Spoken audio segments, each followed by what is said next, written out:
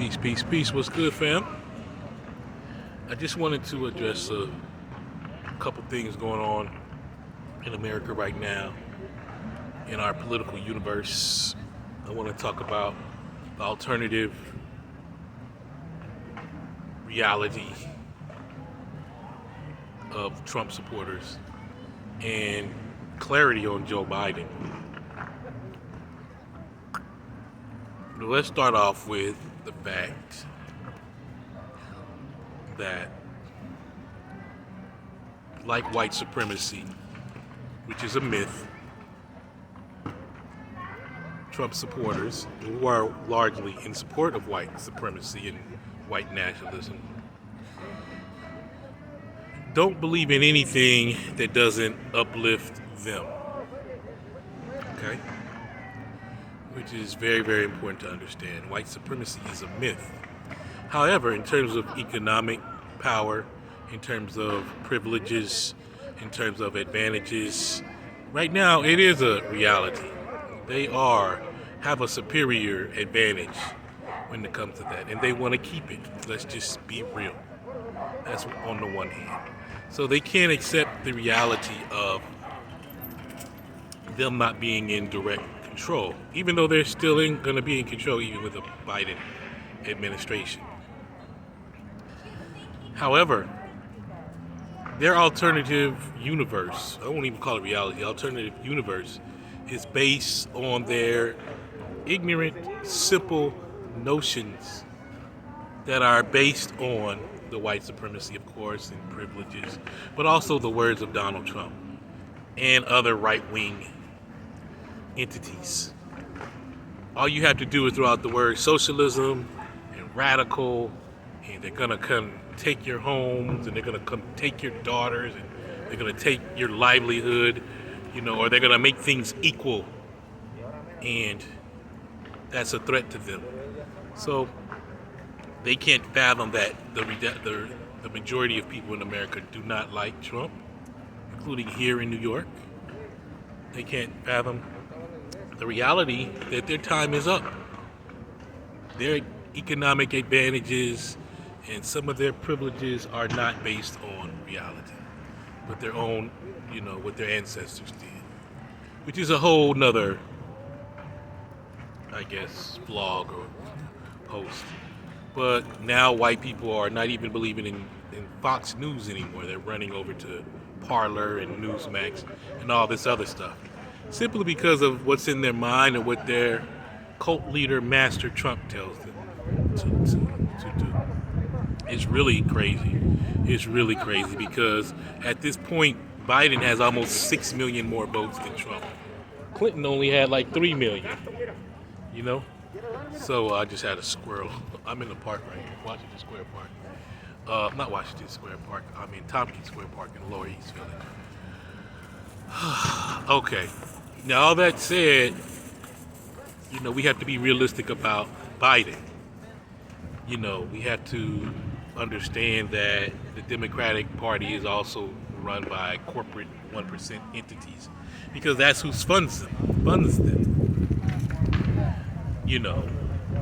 So I'm very clear on who Joe Biden is and his limitations, and he's done some okay things so far, like they say they're gonna legalize. I think they're for legalization of marijuana and expunging marijuana arrest records. He has a pretty, I guess, progressive chief of staff that he's brought in, and I think there's been talk of them wiping out some student debt. All these are good signs. He wants to reignite the Paris Accord, get back into the World Health Organization to help fight coronavirus. All of these things are good things that I think we should support.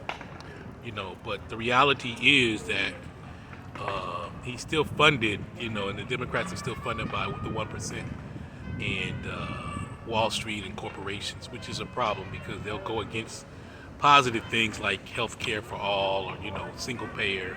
They'll go against, increased wages. They'll go against reparations. They'll go against a lot of things that the people need.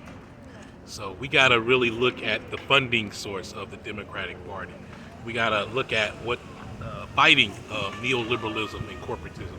So I'm very clear on who Joe Biden is. I'm not for either party, but I can see that we're going to have to fight for what we need with Joe Biden, and we're going to also have to form some sort of coalition with between progressives, revolutionaries, so-called moderates, and liberals, and even some what you call conservative Democrats. We're going to have to form a coalition because, as you can see with the Republicans, they can say that their base is only 35%, 40% of the total population.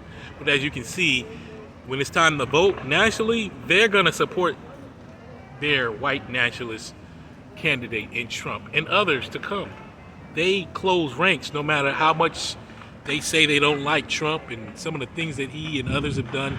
They're going to support each other. So what we have to do is make sure that Trump and Trumpism never rises again. And the way that we do that, we have to go out and educate the public on the things that we need.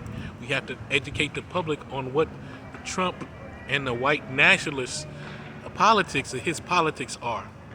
At the same time, we have to expose the Democrats when they push a pro-corporate agenda, a 1% agenda, and yes, even sometimes a white nationalist agenda. Organizing, for soccer moms isn't going to work anymore for the Democrats. As you can see with Stacey Abrams, and in other places, it's the black vote, it's the Latino vote, it's even suburban white people and working class white people that we have to focus on. But we all have to close ranks on the so-called left in order to not allow Trump and Trumpism to ever raise his head again, because these folks are in the military, they're in the army, they're on the streets, and if we don't stop Trump and Trumpism, if we don't close ranks, it's going to rear its head again, and more people are going to die, and more people at the bottom are going to be hurt, and it's just going to be a mess. So we have to be clear on the delusion and what fuels Trump and Trumpism, but we also have to be clear on Biden and Harris and the Democrats as well. So I've started a group called the Real DNC, pardon me, where I'm trying to bring together progressives, revolutionaries, liberals, moderates, and conservatives to form some sort of coalition, because I think that we want a lot of the same things, and some of us want things further. Some of us are radical, quote unquote radical, but radical really means square root.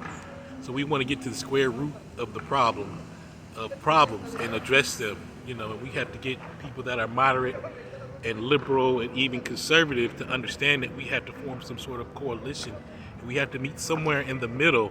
And we have to understand that a reform gets us further than we were before. I heard this from an anarchist in Occupy. So I'm also going to be working with the Occupy Wall Street movement. It doesn't really exist at this point, but really just trying to build or rebuild it going into next year. You're going to be working with groups like the Uhuru Movement, Laundry Workers Center, black, brown, indigenous groups that are more progressive to revolutionary, and also establishment Democrats and progressive Democrats as well. And I'm not working with the Republicans at all, because if you can support a white supremacist, then you don't believe in my existence. So anyway, this video is almost 9 minutes at this point.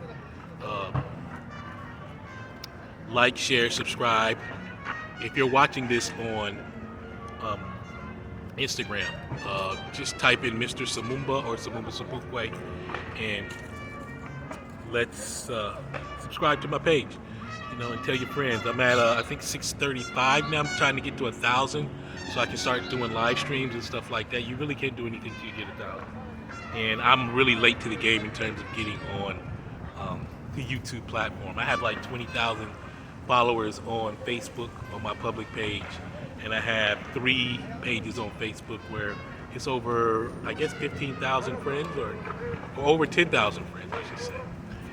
And so I should have more than 635 followers. So anyway, I'm trying to bring people and entities together to fight white nationalism, white supremacy, but I want to do it in a way where all of us come together and we can support movements, and we can support the people moving forward, across the democratic line or the progressive lines or revolutionary lines or moderate conservative lines, to say that we all have a right to exist, and that my people, African people who helped to build this country, you know, um, have a right for justice, just like indigenous people and other oppressed people and entities. Anyway, have a great day. Please like, share, subscribe, and look forward to some things with the Occupy Wall Street Action Council happening soon, and also what I call the real DNC on Facebook. Probably add another page and Twitter to Instagram, to another page to Twitter and Instagram as well, explaining. And I'm going to get a GoFundMe and do some fundraising as well, because it's hard to be out here. I'm out here working right now, but it's hard to do the work on the ground, political work, community work, without being funded. And I'll explain more of that in the future. Anyway, I love you guys, and have a great day.